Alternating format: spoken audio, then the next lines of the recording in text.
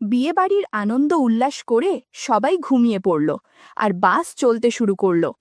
3 ঘন্টা পর সবাই বাড়ি এসে পড়লাম। যে যার বাড়ির দিকে রওনা দিল। বাবা বলল গুড্ডু আর বৌদিকে এগিয়ে দিয়ে আসতে। আমি গুড্ডুকে কোলে নিয়ে বৌদির সাথে এগোতে লাগলাম। রাস্তা অন্ধকার থাকায় বৌদি আমার হাত ধরে হাঁটতে লাগল। মনের ভেতর অজানা ভয় কাজ করছিল, না জানি গুড্ডু আবার দাদাকে বলে না দেয় আমি বৌদিকে বাসের মধ্যে যা করেছি সেই সব কিছু। বন্ধুরা, তোমরা যারা আগের পর্ব শোনোনি তারা জলদি গতকালের পর্ব দেখে আসো। বৌদিদের বাড়ির সামনে গিয়ে দাদাকে ফোনে করলাম গেট খোলার জন্য। দাদা উঠে এসে গেট খুলল। ওদের দিয়ে এসে আমিও ঘুমিয়ে পড়লাম। সকালে উঠে দেখি বৌদির মেসেজ করেছে, জানালো গতকালের খেলার কথা গুড্ডু ভুলে গেছে। মেসেজটা পড়ে হাফ ছেড়ে বাঁচলাম। এরপর বিছানা থেকে উঠে ফ্রেশ হয়ে নিলাম। সকালে খাবার খেয়ে কোচিংয়ে চলে গেলাম। আস্তে আস্তে বিকেল হয়ে গেল। আজকে বিকেলে গুড্ডুর পড়াও ছিল, তাই তাড়াতাড়ি স্নান সেরে ভাত খেয়ে নিলাম। তারপর গুড্ডু চলে আসলো। আমি গুড্ডুকে সাধারণত বারান্দায় পড়াতাম। আমি এসে বারান্দায় বসে গুড্ডুকে পড়াতে থাকলাম। তারপর মা আসলো, বলল আমি একটু মাঠে যাচ্ছি, তোর বাবা মাঠে আছে, আস্তে আস্তে সন্ধ্যা হবে, তুই গুড্ডুকে পড়াতে থাক। আমি গুড্ডুকে পড়াচ্ছি। 1 ঘন্টা পেরিয়ে গেল। তারপর কিছুক্ষণ পর বৌদি আসলো আমাদের বাড়িতে। বৌদি একটা হলুদ রঙের ম্যাক্সি পরে এসেছিল। ম্যাক্সি ছাড়া কিছুই ছিল না। গাছে জাম্বুরা বোঝা যাচ্ছে। আমি বৌদিকে এদিকে আসার জন্য ইশারা করলাম। বৌদি গুড্ডুর দিকে ইশারা করল। আমি আবার আসতে বলায় বৌদি আমার পাশে এসে দাঁড়িয়ে পড়ল। আমি গুড্ডুকে লেখার কাজে ব্যস্ত রাখলাম আর এদিকে বৌদির সাথে একটু মশকরা শুরু করালাম। ভাবলাম না, এখানে কিছু করা যাচ্ছে না। আমি তারপর বৌদিকে আমার ঘরে যাওয়ার জন্য ইশারা করলাম। বৌদি ঘরে চলে গেল আর আমি গুড্ডুকে আরও কিছু লিখতে দিয়ে বললাম আমি একটু পরে এসে দেখব। একটু পর ঘরে ঢুকে আমি তো অবাক। ঘরে ঢুকতেই দেখি বৌদি হলুদ ম্যাক্সিটা মেঝেতে পড়ে আছে আর বৌদি গান শেখার জন্য আমার ঘাটে শুয়ে আছে। ও ভাই, কি বলল, আমার খুব এক্সাইটেড লাগছিল। আমি দেরি না করে দরজা আজিয়ে দিলাম যাতে কেউ ডিস্টার্ব না করে। আমি বৌদিকে বললাম এটা গিটার, এটা আগে বাজানো শেখো। আমি ততক্ষণে তবলাটা বাজিয়ে নিচ্ছি। মিনিট খানেক এভাবেই চলল। কিছুক্ষণ পর গানের সুর ধরল। সারা ঘরে শব্দ হচ্ছিল। বৌদির সেই আওয়াজ লিখতে ব্যস্ত গুড্ডুর কানেও গেল। গুড্ডু বাইরে থেকে তার মায়ের চিৎকার শুনে ভয় পেয়ে গেল। ও ভাবতে লাগলো তার মার কিছু হয়ে গেল নাকি। গুড্ডু লেখা বন্ধ করে দিল। গুড্ডু চেয়ার থেকে উঠে আমার ঘরের দিকে আসতে লাগলো। গুড্ডুর পা কাঁপছিল ভয়ে। যত এগোচ্ছে তত বৌদি গানের সুর শুনছিল। এরপর খুব আস্তে আস্তে গুড্ডু ঘরের পর্দাটা সরিয়ে ভেজানো দরজাটা একটু ঠেলা দিল। দরজাটা একটু ফাঁকা হয়ে গেল। গুড্ডু পর্দার আড়ালে থেকে আমাদের কর্মকাণ্ড দেখতে লাগল। কিন্তু ও কিছু বুঝছিল না, ঠিক যেমনটা গত রাতে বিয়েবাড়ির বাসে হয়েছিল। 25 মিনিট পর বৌদি বলল, ভাই এইখানে করাটা ঠিক হচ্ছে, আমার কেমন যেন একটা ভয় করছে।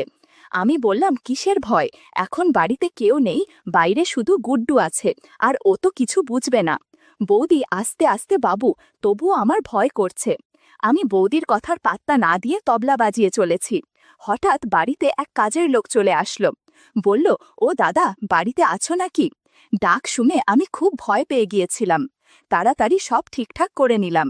গুড্ডু আমার ঘরের সামনে দাঁড়িয়েছিল। সে লোকটার গলা শুনে দৌড়ে গিয়ে আবার নিজের জায়গায় গিয়ে বসে পড়ল। লোকটা গুড্ডুকে জিজ্ঞাসা করল, তোর কাকা কই রে? গুড্ডু বলল, কাকাই ঘরে মায়ের কথাটা বলতে যাবে, তখনই আমি বেরিয়ে আসলাম। বিরক্ত নিয়েই বললাম, কি চাই? কাজের লোক বলল, আগে তোমার বাবা আমাকে পাঠিয়েছে তোমাকে ডাকার জন্য, কি যেন দরকার আছে মাঠে, আর খাতা আর কলম নিয়ে যেতে বলেছে। আমি বললাম, আচ্ছা তুমি যাও, আমি আসছি। লোকটি যাওয়ার পর আমি আবার রুমে গেলাম। গিয়ে দেখলাম বৌদি একেবারে স্বাভাবিকভাবে বসে আছে। বৌদির মুখে আমি সেই অসম্পূর্ণ আকাঙ্ক্ষা দেখতে পারছিলাম। সবই বুঝছিলাম, কিন্তু কি আর করার, কপাল খারাপ থাকলে যা হয় আর কি। আমি বৌদিকে বললাম, আমাকে মাঠে যেতে হবে, তুমি গুড্ডুকে নিয়ে বাড়ি যাও। বৌদি বেশ অগোছালো ছিল। এইভাবে বাড়ির থেকে বেরোলে যে কেউ কিছু একটা ভাবতে পারে, তাই আমি বৌদিকে আমার গামছা দিয়ে দিলাম। গামছা জড়িয়ে বৌদি হাসতে হাসতে রুম থেকে বেরিয়ে পড়ল। আমি মাঠে গেলাম। গিয়ে দেখি আলু মাপা হচ্ছে, তাই বাবা বলেছিল খাতা কলম নিয়ে যেতে। তারপর মাঠের কাজ শেষ করে বাড়ি ফিরলাম সবাই। ফ্রেশ হয়ে বিছানায় শুয়ে ফোনটা হাতে নিলাম। বাড়িতে মন টিকছিল না আর, তার উপরে বৌদিকে সন্তুষ্টও করতে পারলাম না। এই সব ভেবে ভেবে রাতে ঘুমিয়ে পড়লাম। সকালে মার ডাকে সাড়া পেয়ে ঘুম ভাঙল। ঝটপট উঠে ফ্রেশ হয়ে নিলাম। আমার রুমে গিয়ে বই খাতা নাড়ছিলাম, তখনই দেখলাম বৌদিকে কলের পাড়ে দাঁড়িয়ে আমার রুমের জানালার দিকে তাকিয়ে আছে। তারপর আমি জানালার কাছে গেলাম, দেখলাম বৌদি আমাকে দেখে স্মাইল দিচ্ছে। সকাল সকাল স্নান সেরে একটা হালকা লাল ম্যাক্সি পরে দাঁড়িয়েছিল, চুলগুলো তখনও শুকায়নি। বৌদিকে ইশারা করলাম এদিকে আসতে, কিন্তু বৌদি ইশারায় বলল যে দাদা এখনো বাড়িতে আছে, তাই আমি আর কিছু বললাম না। আমি কিছুদিন একটু পড়াশোনা নিয়ে ব্যস্ত হয়ে পড়ি। দেখতে দেখতে 4 দিন পার হয়ে গেল। বৌদি আর আমার মধ্যে এই কদিন কিছুই হলো না। যখন একটু ফ্রি হলাম, এরপর থেকে আমি আর বৌদির সঙ্গ ছাড়া থাকতে পারছিলাম না। কেমন যেন দিনকে দিন আমি বৌদির প্রতি টান বেড়ে যাচ্ছিল। আমিও জানতাম যে বৌদিও মনে হয় আমাকে ছাড়া খুব কষ্টেই আছে। আমি আর থাকতে পারছি না বৌদি, তোমাকে ছাড়া, প্লিজ আজকে একবার তোমার দর্শন দাও। বৌদি উত্তর দিল, আজকে হবে না ভাই, কালকে তোমার দাদা বাইরে যাবে অফিসের কাজে, গোছাগাছ আছে। আমি মনে মনে খুব খুশি ছিলাম, কারণ দাদা বাড়িতে থাকবে না। কিন্তু বাড়ি থেকে কি বলে বেরোবো, কালকে সেই ফন্দি করতে করতে ঘুমিয়ে পড়লাম। সকালে উঠে দেখি দাদা রেডি হয়ে কোথাও যেন যাচ্ছে, আর পাশে বৌদি ব্যাগ এগিয়ে দিচ্ছে। আমি তাদের দিকে গেলাম, না জানার ভান করে বললাম, দাদা এই সকালে কোথায় চললে? দাদা বলল, অফিসের কাজে একটু বাইরে যাচ্ছি, কাল সকালে 12টা নাগাদ ফিরব। বৌদি আর গুড্ডুর লক্ষ্য রাখিস, আমি চললাম। আমি মনে মনে বললাম, তুমি চিন্তা করো না দাদা, আজকে তোমার বউয়ের খুব ভালোভাবেই খেয়াল রাখব। তারপর দাদা চলে গেল। আশেপাশে কেউ না থাকায় আমি বৌদির পাশে গিয়ে দাঁড়ালাম। বৌদি বলল, কি করছো কি, এইখানে কেউ দেখে ফেললে মুশকিল হবে তো? বৌদি মনে হয় মাত্রই স্নান সেরেছে, চুল থেকে কন্ডিশনার শ্যাম্পুর দারুণ স্মেল পাচ্ছিলাম। ফিসফিসিয়ে বললাম, তাহলে আজকে রেডি থেকো, তোমার সেবা যত্ন করতে আসব। বৌদি বলল, ইস, বৌদির প্রতি কি দরদ, আমার এখন কাজ আছে, সন্ধ্যায় দেখা যাবে। এই বলে প্রায় আমার কাছ থেকে দৌড়ে চলে গেল, আর আমি দাঁড়িয়ে অবাক হয়ে চেয়ে রইলাম। আস্তে আস্তে বিকেল হয়ে এলো। মা জিজ্ঞাসা করল, আজকে গুড্ডুকে পড়াবি না? আমি বললাম যে আজকে গুড্ডুকে গিয়ে পড়াবো, দাদা আজকে বাড়িতে থাকবে না, তাই বৌদি বলেছে গিয়ে পড়াতে। মা বলল ঠিক আছে। আমিও শুয়ে শুয়ে সন্ধ্যা হওয়ার জন্য অপেক্ষা করতে লাগলাম। মনে মনে স্থির করলাম যে আজকে শক্তি বাড়ানোর একটা ট্যাবলেট খেতেই হবে। সন্ধ্যা হয়ে এলো, চারপাশে হালকা হালকা অন্ধকার নেমতে শুরু করেছে। আমি তাড়াতাড়ি তৈরি হয়ে নিলাম। বিকেলে মেডিকেল স্টোর থেকে একটা ট্যাবলেট নিয়ে নিলাম, যাতে সহজে ক্লান্ত না হই। আর দেরি না করে মাকে বলে বাড়ির থেকে বের হলাম। দাদাদের বাড়িতে গিয়ে গেটে নক করলাম। কিছুক্ষণ পরে গেট খুলল। গেট খুলতেই দেখি দাদা সামনে দাঁড়িয়ে। আমি যেন আকাশ থেকে পড়লাম। 1 সেকেন্ডের মধ্যে আমার সব আশা আকাঙ্ক্ষা চূর্ণ চূর্ণ হয়ে পড়ল। জিজ্ঞাসা করলাম, এ কি দাদা? দাদা বলল, কেন, কি হলো রে, খুব অবাক হলে মনে হচ্ছে। আমি বললাম, না মানে, তুমি তো অফিসের কাজে বাইরে গিয়েছিলে, কালকে আসার কথা, তাই একটু অবাক হলাম। দাদা বলল, অফিসের কাজে গিয়েছিলাম, কিন্তু কাজটা তাড়াতাড়ি শেষ হয়ে পড়ল, তাই আর নাইট স্টে করলাম না। কথাটা শুনে খুব হতাশ হয়ে বাড়িতে ঢুকলাম। ঢুকে দেখি বৌদি পুজোর ঘরে সন্ধ্যা দিচ্ছে। আমি বারান্দা দিয়ে ঘরে যাচ্ছি, সেখানে আমি বৌদির সম্মুখীন হই। আমি বৌদির দিকে হতাশভাবে তাকালাম। বৌদি আমার চোখে হতাশা দেখে বৌদিরও মন খারাপ হয়ে গেল। আমি আর কিছু না বলে ঘরে চলে গেলাম। কিছুক্ষণ পরে গুড্ডু আসলো। আমি গুড্ডুকে পড়াতে শুরু করলাম। তখন বাজে 7:30। পাশের রুমে দাদা টিভি দেখছে, সাথে বৌদিও। গুড্ডুকে পড়াতে পড়াতে অনেকক্ষণ হয়ে পড়ল। রাত 9টা বাজে। হঠাৎ তুমুল ঝড় শুরু হয়ে গেল, সাথে প্রচণ্ড বিদ্যুৎ চমকাচ্ছিল। এরই মধ্যে বিদ্যুৎ চলে গেল। গুড্ডু ভয় পেয়ে দৌড় মেরে বাবা বাবা করতে করতে পাশের রুমে দাদার কাছে চলে গেল। চারিদিকে বৃষ্টির আওয়াজে কিছু শোনা যাচ্ছিল না। একটু পরে বৌদি রুমে আসলো একটা ল্যাম্প নিয়ে। বৌদিকে দেখে আমি কিছু বলছিলাম না, কারণ দাদাকে দেখে আমার সব মুড তো অফ হয়ে গিয়েছিল। তার উপরে এখন বাড়ি যাব, কিন্তু বৃষ্টির জন্য তা আর হচ্ছে না। বৌদি একটা পাতলা শাড়ি পরে ল্যাম্প নিয়ে দাঁড়িয়েছিল। বৌদি আমার মুখের দিকে চেয়েছিল। বৌদির মুখটা ল্যাম্পের আলোতে অনেকটা উজ্জ্বল দেখাচ্ছিল। তার চাহনি দেখে আমার কেমন যেন অনুভূতি হচ্ছিল। বৌদির দিকে তাকাতে কেমন যেন অস্বস্তি লাগছিল আমার। বৃষ্টি আরও ক্রমশ বাড়তে লাগল। বৌদি বলল, আজকে এইখানে খেয়ে বাড়ি যাবে, বসো এখন। দাদা বলল, একদম ঠিক বলেছ, আজকে না খাইয়ে যেতে দেব না আমি ওকে। তারপর আমার আর কিছু বলার থাকে কি? ল্যাম্পের আলোতেই বৌদি আমাকে আর দাদাকে খাবার দিল। খাওয়া দাওয়া শেষ করে আমি বারান্দায় আসলাম। বৃষ্টি থামার কোনো চিহ্নই নেই। দাদা বলল, দাঁড়া, আমি কাকুকে ফোন করছি। দাদা বাবাকে ফোন করে বলল, আমাকে আজকে বাড়ি যেতে দিবে না, আজকে দাদাদের বাড়িতেই থাকতে হবে। বাবাও রাজি হয়ে গেল, কিন্তু আমার দাদাদের বাড়ি থাকার কোনো ইচ্ছাই করছিল না।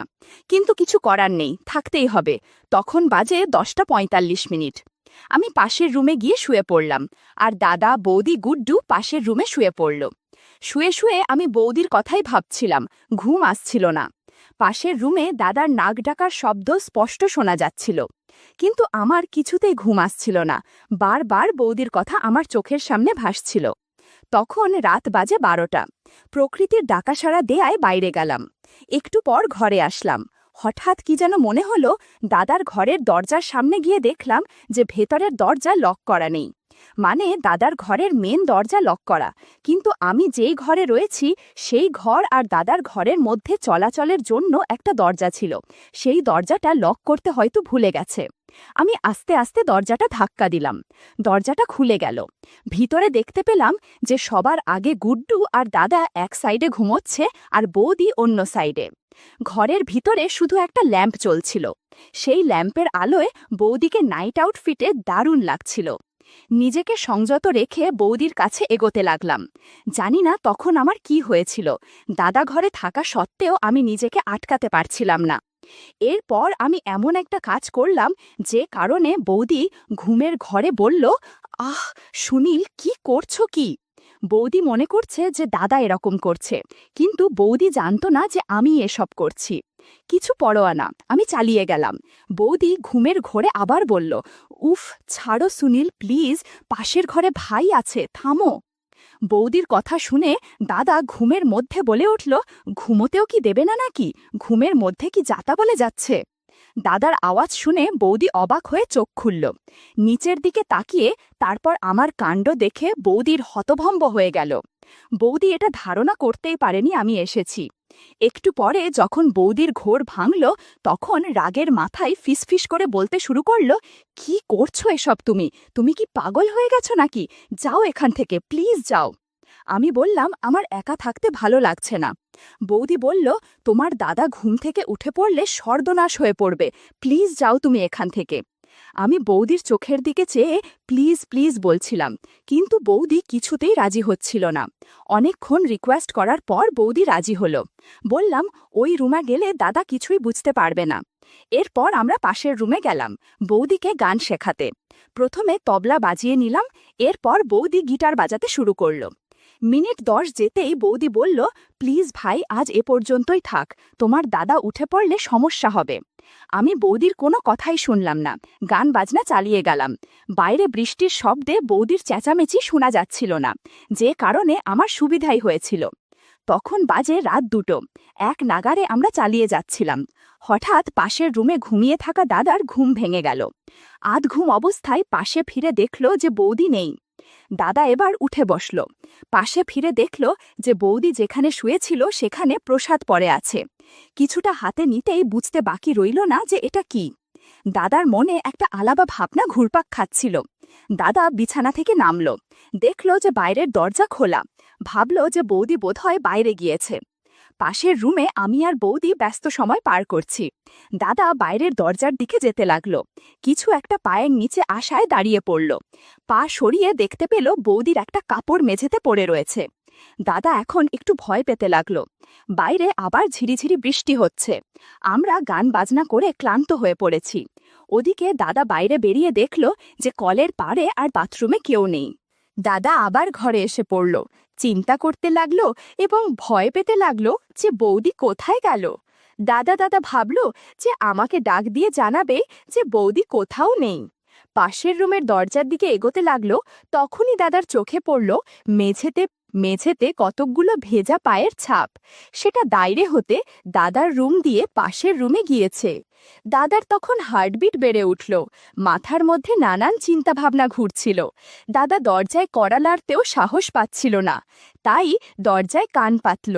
শুনতে পেল বৌদির চেঁচামেচির শব্দ আর কেমন যেন অদ্ভুত আওয়াজ। দাদা রীতিমতো চমকে উঠল, তার বুঝতে আর কিছু বাকি রইল না। দাদা বিছানায় বসে পড়ল, তারপর আবার দরজায় কান দিল, কিন্তু কিছু শুনতে পেল না। শুধু একটা শব্দই আসতে লাগলো, যখন কেউ হাতে তালি দিলে যেমন শব্দ হয় ঠিক তেমনি পাশের রুম থেকে আসতে লাগলো।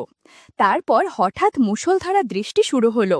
দরজার পাশে দাঁড়িয়ে শুনতে চাইল, কিন্তু বৃষ্টির আওয়াজে কিছুই শুনতে পারছিল না। দাদা মনে মনে সিদ্ধান্ত নিল যে ওই ঘরে কি চলছে সেটা সে নিজে উদ্ঘাটন করবে। তাই সে নানান রাস্তা বের করতে লাগল। দাদা রুমের থেকে বের হবে, তখন তার চোখে পড়ল যে খাটের পাশে পড়ে আছে বৌদির নাইট আউটফিট। এই সব দেখে দাদার দম বন্ধ হয়ে আসছিল, কারণ ৬ বছরের দাম্পত্য জীবনে দাদা এই প্রথম এমন কিছুর সাথে সাক্ষাৎ হতে চলেছিল। ঘরের ভিতরে রহস্য উন্মোচন করার জন্য ব্যাকুল হয়ে পড়েছিল। আর এদিকে আমার কোনো হুঁশ নেই। দাদা আর দেরি না করে মুষলধারা বৃষ্টিতে দরজাটা ভিজিয়ে ঘর থেকে বেরিয়ে পড়ল আমাদের রুমের জানালা দিয়ে দেখার জন্য। উঠোন পেরিয়ে বাড়ির পেছন দিকে যেতে লাগল এই মুষলধারা বৃষ্টিতে। দাদা চলে জানালার কাছে। জানালার একটা পাট খোলা আর আরেকটা ভেজানো। দাদা কোনোভাবেই সাহস জাগাতে পারছিল না জানালাতে উকি মারার, কিন্তু এখান থেকে বৌদির চেঁচামেচির শব্দ ভালোই শুনতে পাচ্ছিল। দাদা সাহস করে জানালার পর্দা ফাঁকা করল। ঘরের ভেতর একটা ল্যাম্প চলছে আর হাত তালির মতো শব্দ আসছে। রুমের মধ্যে যা দেখল তাতে দাদা নিজের চোখকে বিশ্বাস করতে পারছে না। বন্ধুরা, এখানে দাদা যা দেখল তা ইউটিউবের কড়া নিয়মকানুনের জন্য সরাসরি বলা যাচ্ছে না। তোমরা কমেন্টে দেয়া লিঙ্ক থেকে আমার ওয়েবসাইট ভিজিট করো, সেখানে একদম খোলামেলা গল্প দেয়া আছে। দাদা তখন হতবম্ব হয়ে দাঁড়িয়ে সবটা দেখছে, কোনো প্রতিক্রিয়া দিতে পারছে না। এরপর দাদা কি করল আর আমাদেরই বা কি হলো তা পরের পর্বে জানাবো, ঠিক রাত ৮টা ১৫ মিনিটে।